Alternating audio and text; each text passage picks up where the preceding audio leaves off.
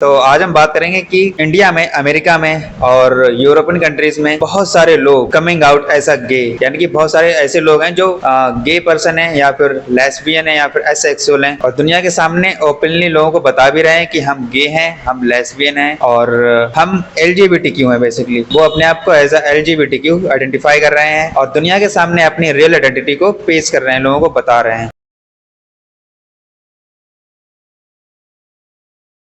अब देखो, गे होना कोई बुरी बात नहीं है, लेस्बियन होना कोई बुरी बात नहीं है, एसेक्सुअल होना कोई बुरी बात नहीं है। ये हमें ऊपर वाले ने, भगवान ने हमें बनाया है, तो हमें अपने आप को एक्सेप्ट करना होगा एज वी आर। अगर एग्जांपल के लिए मैं आपको बताऊं तो आपने ओपन एआई के सीईओ जिसका नाम है अल्टमैन, उसका नाम सुना होगा, जिसने चैट जीपीटी को बनाया, जो कि दुनिया का मोस्ट पावरफुल एआई चैटबॉट है, जिसने आपकी 90% लाइफ को बहुत ज्यादा इजी बना दिया है। आपने सैम अल्टमैन का नाम सुना होगा, तो सैम अल्टमैन भी एक गे पर्सन है और सैम अल्टमैन ने एक ओलिवर मुलेरिन नाम के आदमी से शादी भी की है, मतलब एक आदमी से शादी की है। You can't imagine that. और ये दोनों कई सालों से एक दूसरे को डेट भी कर रहे थे, यानी कि ये दोनों के दोनों अपने आप को एज अ गे आइडेंटिफाई करते हैं, यानी कि दोनों के दोनों ये गे पर्सन हैं, गे हैं कंप्लीटली। और इन्होंने शादी भी कर ली, 2024 में ही इन्होंने शादी की। तो ये बहुत कम लोग हैं, स्पेशली इंडिया में बहुत कम लोग हैं जो इन दोनों के रिलेशनशिप के बारे में जानते हैं। और एक फेमस एग्जाम्पल है, आपने मिस्टर बिस्ट का नाम सुना होगा। मिस्टर बिस्ट की टीम में दो लोग हैं। पहला तो क्रिस, जो कि पहले नॉर्मल रहता था, हालांकि वो पहले से ही गे था, जो पहले नॉर्मल रहता था, लेकिन अब वो कंप्लीटली उसने अपने आप को ऐसा गे आइडेंटिफाई कर लिया और अपनी पहचान को दुनिया के सामने रख भी दिया है। अब वो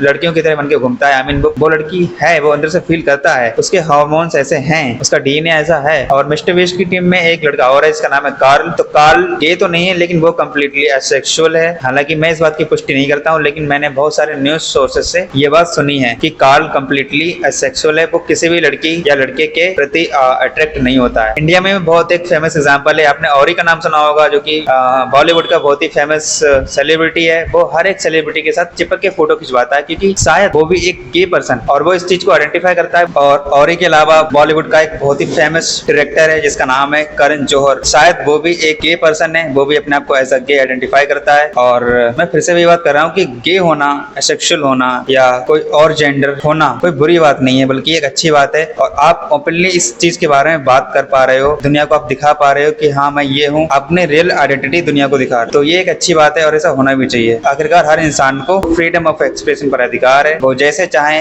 जिंदगी जी सकता है, वो जैसे चाहे अपना जेंडर रख सकता है, क्योंकि ये सारे के सारे उसके डीएनए, उसके हार्मोन्स होते हैं जो उसे ऐसा बनाते हैं। और यार मुझे समझ नहीं आता कि यार अमेरिका का या यूरोप का, वेस्टर्न कंट्रीज का मौसम कैसा है यार, वहाँ का एनवायरनमेंट कैसा है, वहाँ की आबो हवा कैसी है कि वहाँ के लोग ज्यादा से ज्यादा मात्रा में गे निकल के आ रहे हैं, एसेक्सुअल निकल के आ रहे हैं, वो अपने आप को एज अ एलजीबीटीक्यू आइडेंटिफाई कर रहे हैं। अमेरिका की हवा कैसी होगी, वहाँ हर 10 में से एक बंदा गे है यार। पता नहीं किसी अननोन आदमी ने, किसी ने, साइंटिस्ट ने अमेरिका की हवा में या जितने भी वेस्टर्न कंट्रीज हैं उसकी हवा में कोई ऐसा बायो इंजीनियर, बायोजेनेटिक कोई ऐसा वायरस फैला दिया, पता नहीं क्या कर दिया है कि अमेरिका के लोग ज्यादा से ज्यादा, वहाँ के लोग, वेस्टर्न कंट्रीज के लोग ज्यादा से ज्यादा गे निकल के आ रहे हैं, वो अपने आप को ऐसा गे आइडेंटिफाई कर रहे हैं। यार जेंडर धीरे धीरे चेंज होते जा रहे हैं, मुझे तो समझ में नहीं आता और इस दुनिया में कितने जेंडर आए।